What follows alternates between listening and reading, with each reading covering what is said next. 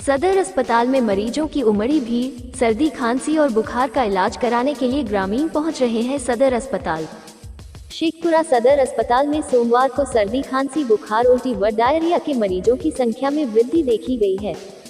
अस्पताल के OPD ward और इमरजेंसी वार्ड बदलते मौसम के कारण बीमार हुए मरीजों से अटा पड़ा था, जिसमें से करीब 50 ऐसे मरीज थे जिनको मौसमी उल्टी बुखार जुकाम पेट खराब जैसी शिकायतें थी। दोपहर बाद तक भी मरीज की अच्छी खासी संख्या अस्पताल में जमा थी।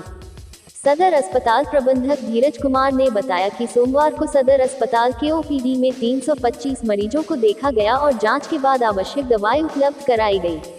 इन मरीजों में से ज्यादातर संख्या महिला और बच्चे मरीजों थी और उन्होंने कहा कि रात में अचानक ठंड और दिन में उमेश भरी गर्मी की वजह से सामान्य